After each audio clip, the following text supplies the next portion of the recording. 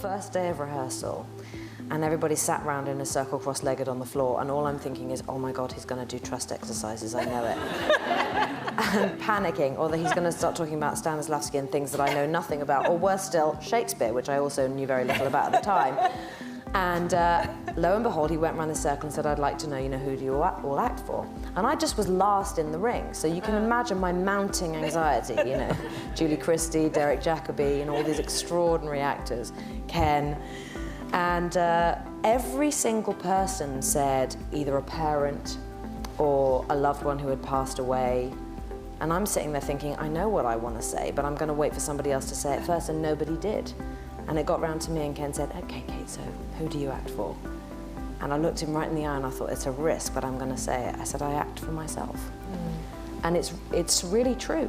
It's not a selfish thing. I do it because I really love it. Why do I do what I do? I think the short answer is because I love it. The question of why do I love it, I've never been able to answer fully for myself.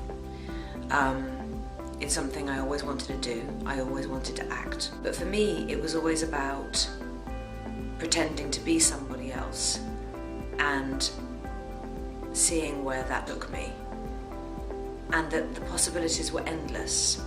So not just about the freedom of expression and creativity, but knowing that I could invent things and invent characters and funny voices and go to places and worlds in my head that only I could control. And how I began, though, even though I was 16 being cast, this small part in this TV series, and a year later I was cast in Heavenly Creatures, which was the first film I ever did.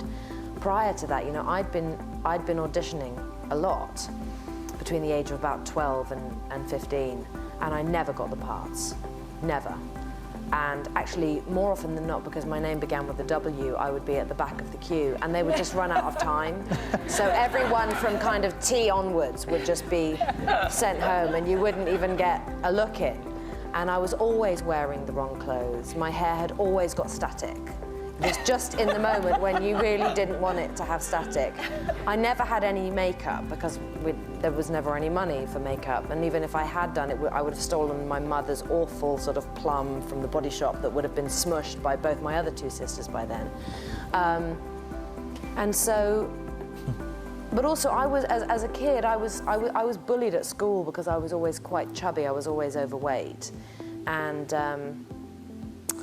I was always told I was wrong. I was doing the wrong thing. I was sort of made to feel ashamed of myself, my appearance, everything about myself. I was the slowest runner. Everything was wrong. And you develop a sort of a self-preservation muscle when you experience something like that. But I did always love acting.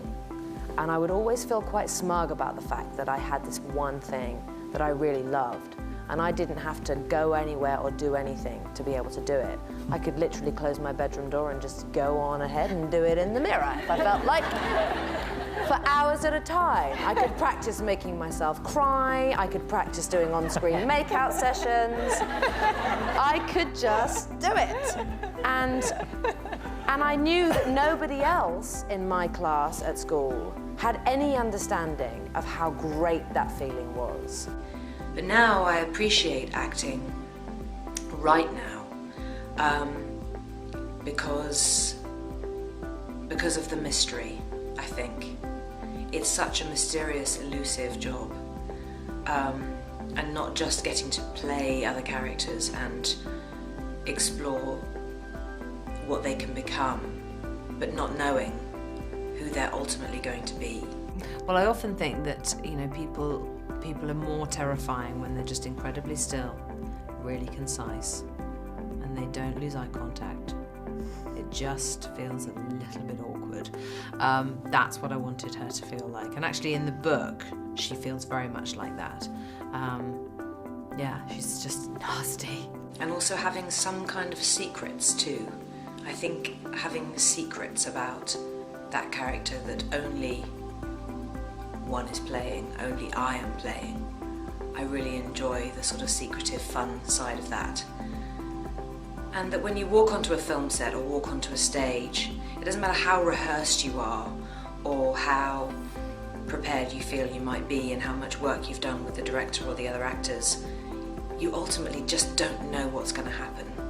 And sometimes something magic happens, and sometimes you end up with egg on your face. But I kind of love that too. Never, ever, ever give up, because I was the kid who watched Whoopi Goldberg hosting the Academy Awards at the age of God knows whatever I was. And I remember her at the end of the show looking out to the TV audience and saying, and for all those kids out there who wonder if one day they could be in this room, well, you know, that could be you. I was that kid watching going, oh my God, that could be me. And look, I've been there 5 times.